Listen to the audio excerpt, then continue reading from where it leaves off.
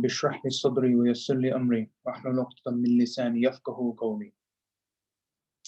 My dear brothers and sisters, we are almost at the halfway point of Ramadan. Subhanallah, things are going by, a lot faster, and we always think, especially at the halfway point, what are we doing? What are we not doing? What can we improve on? And how much of the deeds we have accumulated, how much of our work-life balance are we, having to struggle with, and how much, a little extra that we're doing compared to our normal life, and how much can we say, Ya Allah, we put in a little extra effort just for your sake, that we normally otherwise would not, because we're looking for the treasure and the blessing that is in Ramadan. I just want to talk a few points, inshallah, on some of the usul and the behaviors and the sunnah of fasting itself.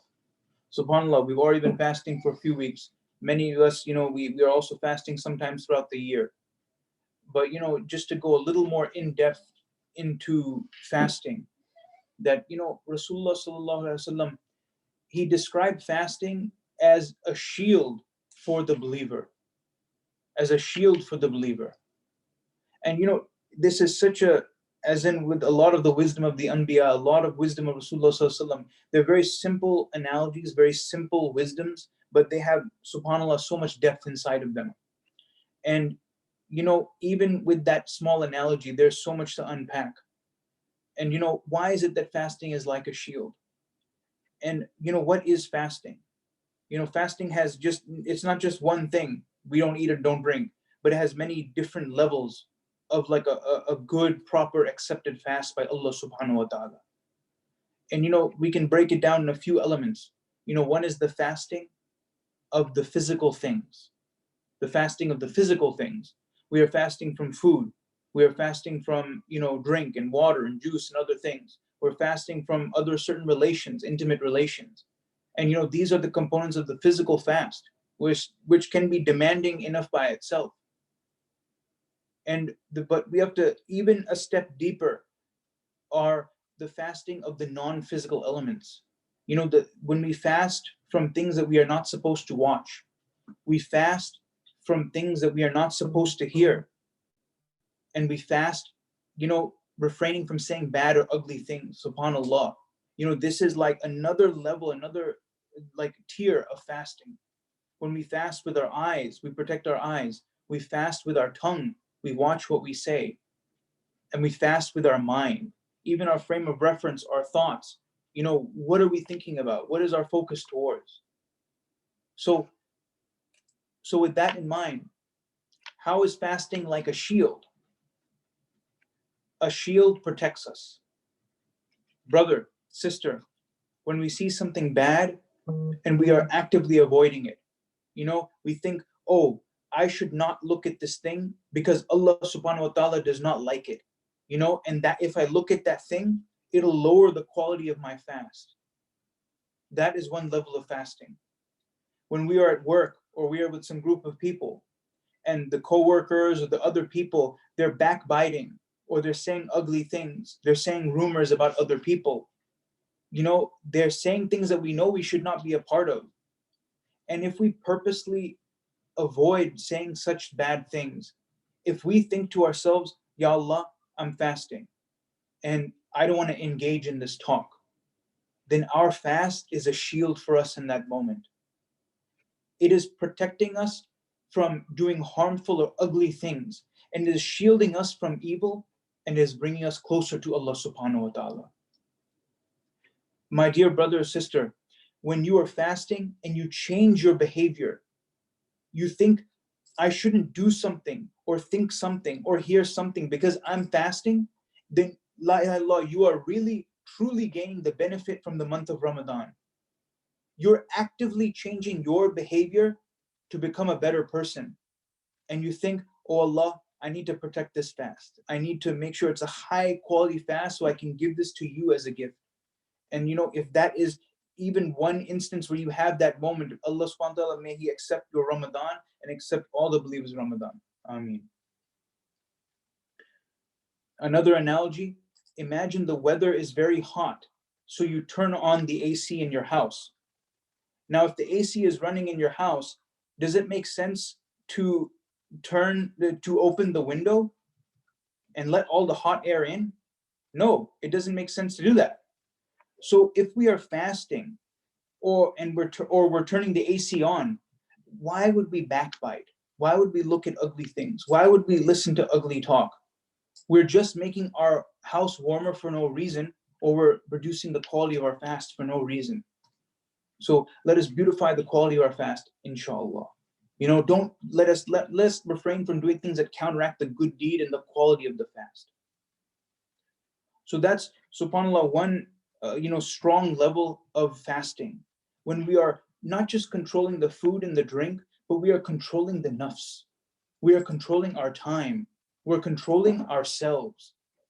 This is a really important aspect of our fasting. If we are fasting, we're not eating food or eating drink, but when we come home, we're very mean with our family. We're very like, oh, just let me nap, let me not do anything, let me act in a bad way, and then when we eat, we suddenly become a little bit more normal. This is not the fast that's intended. We need a fast that is not just, a physical fast, but one that is really actively beautifying our character. And that is one point. The fast is us controlling our personal behavior. And even how to elevate that fast even further is controlling ourselves amongst other people as well. And if we want to know, how to control ourselves among other people, we don't have to look much further than the lives of the Sahaba, lives of the Anbiya, and the life of Rasulullah sallallahu alaihi wasallam. One of my most favorite and most simple hadith, the simplicity but the depth of wisdom that is Rasulullah sallallahu alaihi wasallam. He said, in one hadith, he said, really, I've just come to perfect your manners. I've just come to make your manners more beautiful, to make you act more of a graceful person. So how can we beautify our manners? In one instance in the life of Rasulullah sallallahu alaihi wasallam, there was a Bedouin. A Bedouin's a person who kind of came from outside the city. Typically or stereotypically, they were not very well educated. They're very simple people. And there was one Bedouin who came inside the masjid. And, he looked inside of a corner in the masjid, and then he actually started just urinating in that corner of the masjid. And so you can imagine what an ugly or disgraceful kind of image that is. And when the Sahaba, radiallahu anhum, when they saw this, obviously they're mad. They're so upset. This is the house of Allah subhanahu wa ta'ala. Why is it someone is desecrating it with their urine? They're so upset. But if you look at the behavior and the action of Rasulullah sallallahu alaihi wasallam, how different is it compared to what we would do? If we had someone come in our masajid urinating in the corner, we would get so upset with them. But Rasulullah sallallahu alaihi wasallam, what did he do? He took a bucket of water himself. He ended up washing that area. And what did he say? He said to the Bedouin, this place is not meant for this activity. And he is trying to be very gentle, very kind to him, and give him a deeper understanding in a very simple way as well. And what did Rasulullah sallallahu alaihi wasallam say to the Sahaba? He said, you have been sent to make things easy for the people, not make things more difficult for them. My dear brothers and sisters, look at, the behavior, the understanding, the love that goes into the character that is Rasulullah sallallahu alaihi wasallam. And this is something we should look at ourselves and try to emulate in our own life. May Allah subhanahu wa ta'ala give us that ability. Another beautiful story is the story of Musa alayhi salam. And, Musa alayhi salam, imagine his story. He was, in that generation where, Fir'aun, who had understood a forecoming that there would be someone to take his spot. And, he started killing generations and generations of firstborn, of boys, just to destroy any possible heir to his throne. And obviously, by the grace of Allah subhanahu wa ta'ala, Musa alayhi salam was delivered to Fir'aun himself, and he grew up in his house. Later, he was, had to leave Egypt. He went into, in the outskirts. He ended up, becoming a prophet and had a whole story. And then, when he finally became a man and adopted prophet, Allah subhanahu wa ta'ala had blessed him. And knowing what kind of cruel, evil person Fir'aun is, he was the one who slaughtered generations of people. He was the one who literally, na'udhu billah, told people to worship him. And imagine what a cruel, what an egotistical person that is. And what happened afterwards, that when Musa alayhi salam was told by Allah subhanahu wa ta'ala to go and deliver the news of Islam to Fir'aun, what did Allah subhanahu wa ta'ala tell Musa to say? He said, greet Pharaoh with a kind word. Greet him with a peaceful greeting. And imagine like what a cruel, evil person that is. And Allah subhanahu wa ta'ala knows the future. He knows that he is not going to accept Islam. He knows that he is still, until the last moment, is not going to accept Islam. But even still, Allah subhanahu wa ta'ala is showing the prophets how to have good manners with people, and also setting an example for our own selves.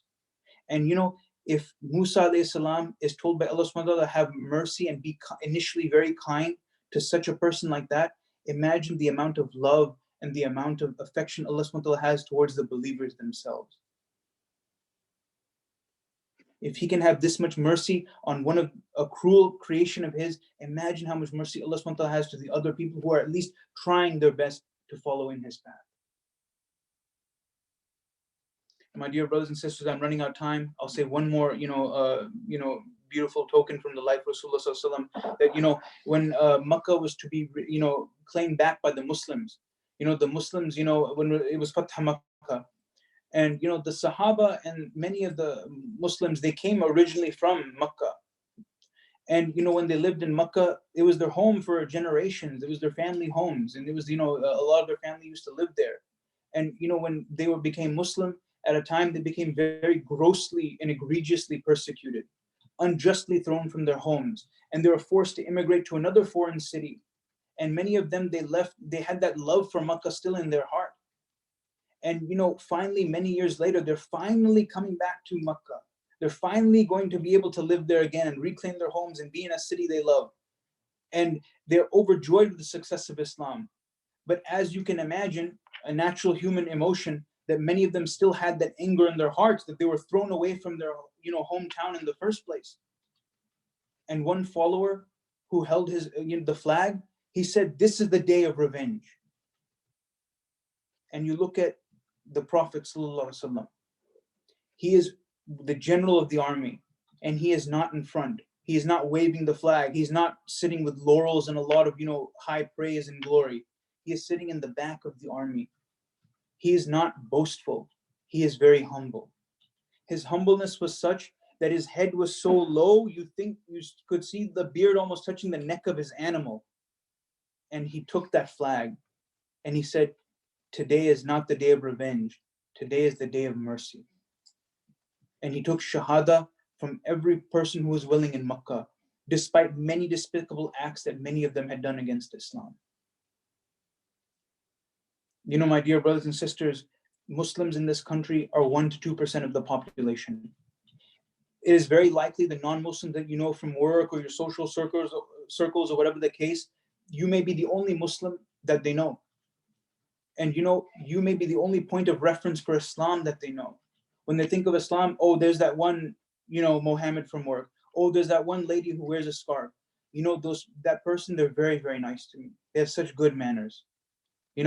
I know that it's Ramadan and they're fasting, but they're still just as nice as they can be.